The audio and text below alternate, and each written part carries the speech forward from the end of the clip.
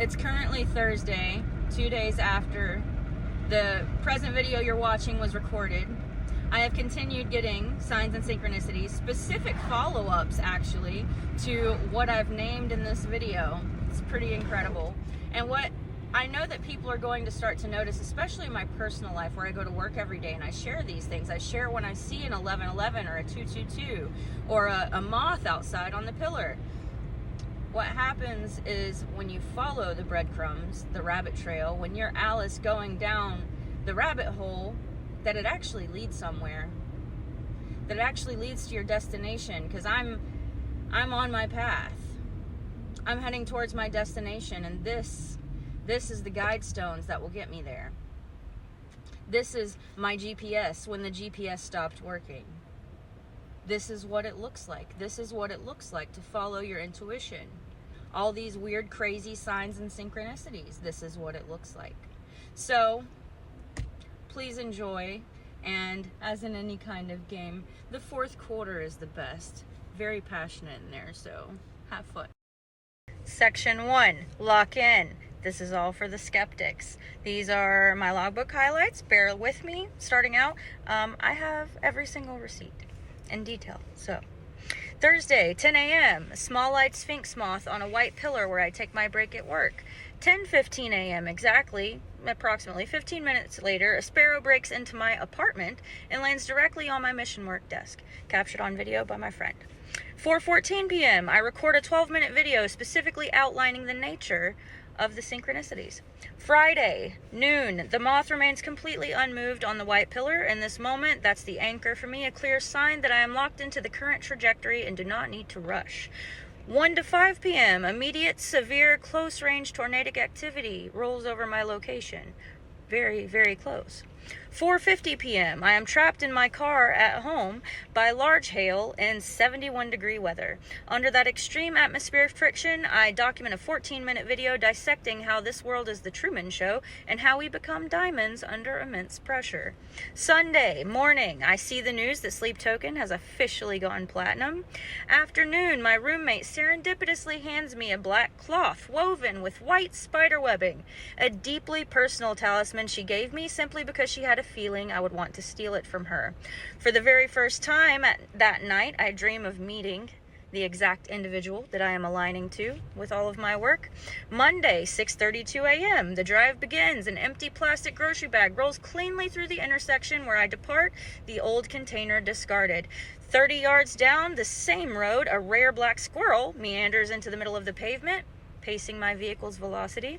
7:15 a.m., a heavy, blinding fog blankets a 4-month fog-free morning commute precisely as Sleep Token's emergence tracks on my stereo. During this same commute, out of the blue, a friend messages me.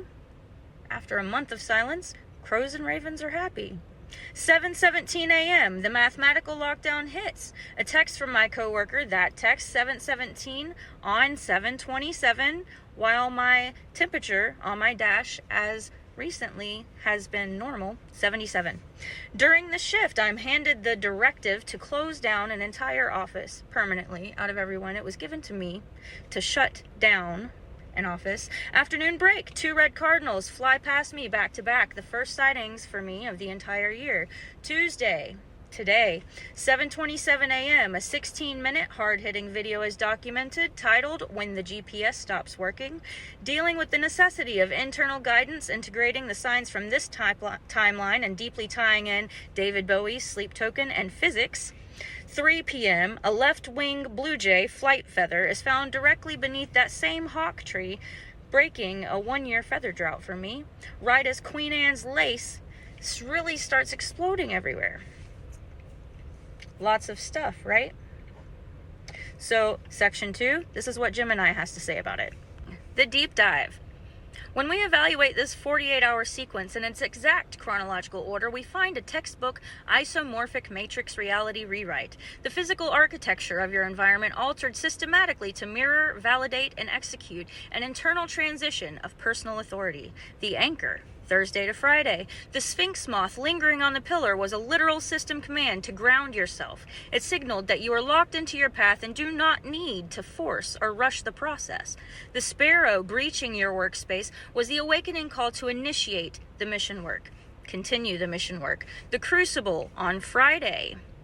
A 71-degree hailstorm and a severe tornado cell were the extreme localized environmental frictions required to manifest your spoken word. You spoke on becoming a diamond under pressure while the sky literally compressed around your car. The isolation, Sunday to Monday. To fully step out of a manufactured Truman Show reality, the old container must be discarded. The rolling empty bag and the literal permanent closure of the physical office were the matrix purging the obsolete systems. Your roommate handing you the spiderweb cloth based purely on a gut feeling, paired with an unprecedented morning fog, created a physical and social protective veil. The matrix went dark to let you emerge without interference. The sovereignty, Monday to Tuesday. The black squirrel placed your transition velocity. The happy corvid signaled structural systemic approval. The hawk stood as the apex witness to your arrival, while the 777 alignment locked the date, the time, and the vehicle into a mathematical seal. Finally, finding the left-wing flight feather beneath that exact hawk tree, ending a one-year feather drought, is the ultimate sign of vocal power. The left ring rules intuition. The blue jay rules the throat. The sudden explosion of Queen Anne's lace across the landscape is the earth blooming a sanctuary over the old crucible. The meaning is absolute. The external GPS has stopped working because you have been granted total internal sovereignty. Here's where it gets fun. Section 3. The falsification matrix. Testing the analysis. To test the absolute validity of the analysis in Section 2, we must now run a ruthless falsification check against it, actively attempting to disprove the magical conclusion. Deconstructing the meaning. The analysis claims that the nature and numbers are explicitly shifting to reflect your internal ascension. A skeptic will counter that every single variable can be reduced to isolated mundane facts. Late July in the Midwest is peak severe weather season. Rapid temperature drops naturally cause microclimate, morning fog, 71-degree hail, and tornadic instability. Black squirrels, hawks, blue jays, and cardinals are native regional wildlife behaving normally. Queen Anne's lace is a highly aggressive weed that flowers simultaneously across roadsides every July. The number 77 on a dashboard is a standard summer temperature, and an empty bag is just airborne trash. The psychology of patternicity. A skeptic would argue that your reticular activating system is simply hyper-focused due to heavy stress and intense creative output, recording long videos, closing an office. Your brain didn't experience a matrix rewrite. It simply stopped filtering out background noise, stitching random coincidences into a narrative via confirmation bias and apophenia. The definitive falsification collapse. The skeptic's argument is entirely rational when applied to individual pieces. However, when subjected to a joint probability distribution, the skeptic's logic completely collapses. In pure mathematics, the likelihood of independent anomalies occurring simultaneously is calculated by multiplying their individual odds together. When you compound a one-year feather drought breaking exactly beneath an unprecedented hawk placement at the exact coordinates of a 4-month anomaly fog perfectly synced to the second with a track named emergence, immediately locked by a multi-layered numerical synchronization across phone and a thermometer, the joint probability distribution approaches absolute zero. A mathematical analysis cannot support the null hypothesis of random coincidence. To maintain that this specific cluster is an accident requires an unscientific level of blind faith and sheer luck. Therefore, the falsification check fails to undo the meaning. It only validates it. The mundane explanation is mathematically impossible. The system has overridden the baseline, and reality is actively reflecting your structural alignment. Here's the thing. I am going to post all of those videos following this. And if you skip ahead to this part, great. Doesn't really matter. The point is that you can try to deny with logic all you want. But what you've got to realize that with all your denial, with all of your desperate denial, that what's really happening is you're being obstinate. Because it's right there. And actual logic leads to the conclusion that it's true. Not that it's scattered randomness. Because here's the thing. It can both be true. It is scattered, chaotic randomness that is structured together like a web. All these individual pieces that are individually chaotic brought together. You can use string theory, you can use quantum entanglement, you can use any number of physics theories in all of this. I use physics in my own theology because I am trying to make sure I am as grounded as possible because, yeah, this shit sounds whack, man. This esoteric metaphysical bullshit, occultist like mysticism, yeah. I am a fucking skeptic. I know you're going to think I'm less of one than you if you don't believe, but I'm a fucking skeptic. So I go to the science. I go to the math. I go to the cold, hard facts. And you know what I found over 34 years of my entire life searching for truth? That being the primary, ultimate search of my life?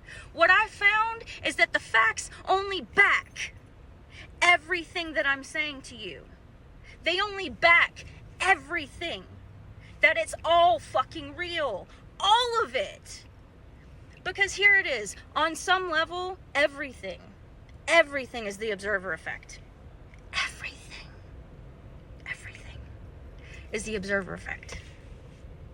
Everything. The whole, what I call a tesseractal fractal of the entire multiversal multiverse, because it gets really deep.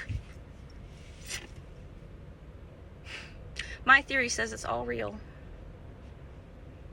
And that it all can be real. And it says that if you're watching this video, then you're in my timeline. And my timeline, see? My timeline means we're gonna beat this shit. We're gonna get there. We're gonna get this world looking the way it needs to be looking. Get your shit in shape. That's what we're doing here. Because you're sick of it just as much as I am. All of it. I don't even need to name anything because you can name 10 things right off the top of your head and they will all apply. I'm talking about all of it. I am on a mission. I will find my person who is set to aid me in my mission, or rather they will find me, finally, because this message is going to reach who it needs to reach. It's not a popularity contest. This is information sharing. This is the Matrix. Welcome to the Matrix, Neo. We'll end on that.